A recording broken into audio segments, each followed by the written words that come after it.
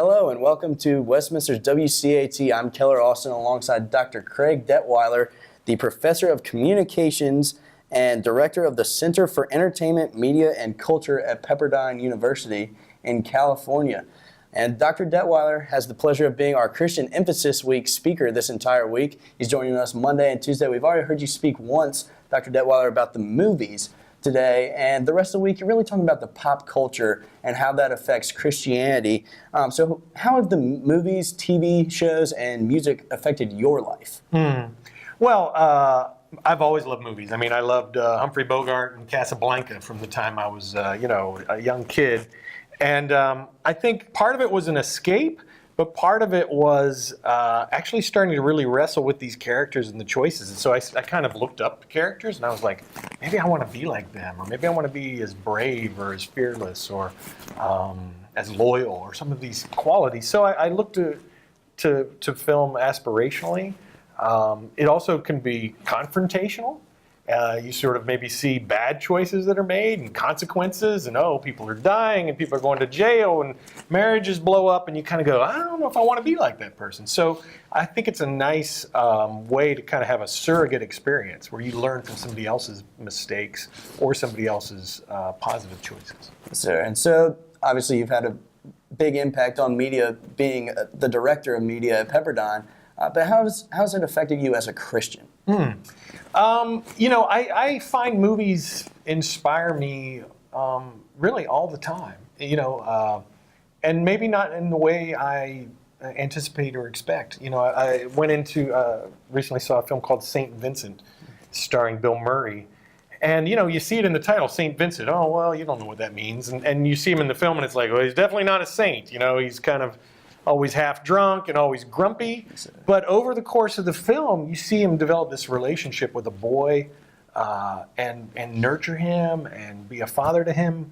And the kid is in school and he's saying, like, I don't really believe in God, but I have to do an assignment about saints and what they look like. And have I ever seen a saint? And he starts to do a report on Bill Murray's life, on the character of Vincent. And so for him, the things that Vincent is doing is a sign of what a real, genuine, transformative Christian life would look like. And so the film ends up challenging our sense of like, well, what is sainthood? What does it mean to follow God? What does it mean to care for people in your neighborhood? And what does it mean to be a good neighbor?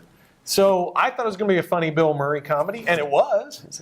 But then it was all this other stuff as well.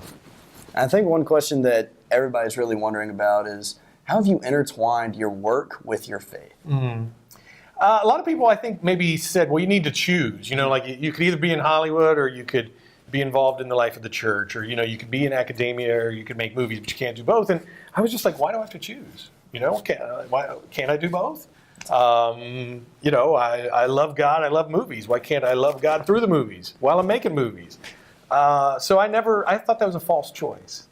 And I don't think I've really, there may be some people who've had roles that were offered to them where they're like, oh, I don't want to be naked on screen or whatever. I mean, there's legitimate choices where you maybe have to make hard choices.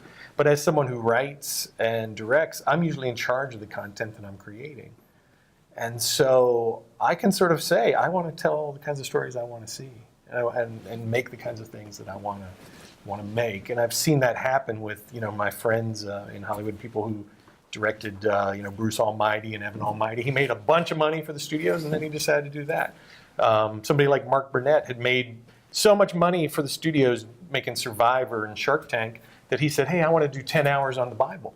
And another movie that you had mentioned earlier today that people might not see as a totally Christian movie is The Wolf of Wall Street, that definitely may have that hidden message behind it that shows a little bit of Christianity in the character of Jordan Belfort.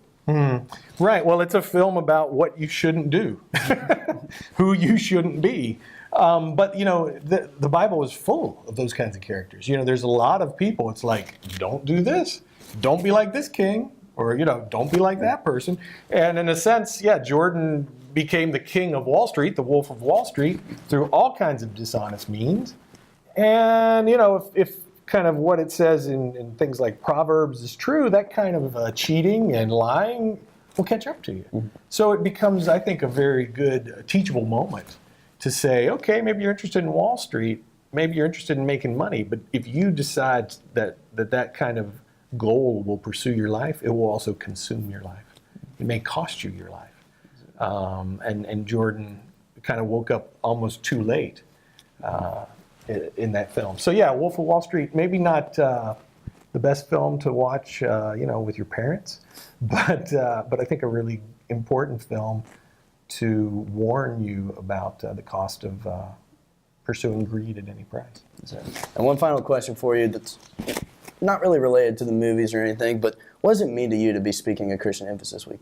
Well, I'm honored, first and foremost, because Westminster, obviously a powerful school, distinguished school, super sharp students, great questions like yours. So I love dealing with leaders who are thinking about their role in the world, their responsibility, and to be able to come to a Christian school like this, and at a time during Holy Week when you're sort of making that trip from, say, Palm Sunday to the cross and the resurrection, how great to be able to pause for some time each morning and just say, let's think about something that's not academic but is maybe more eternal in nature. It's not just something that happened once, but it's something that happens in a sense every year, that this Easter is offered to us every year, this chance for resurrection and rebirth in our own life. Yes, sir. Well, thank you very much, Dr. Craig Detweiler, the Professor of Communications and Director of the Center for Entertainment, Media, and Culture at Pepperdine University out in California. For Dr. Detweiler, I'm Keller Austin here on WCAT, and as always, go Cats!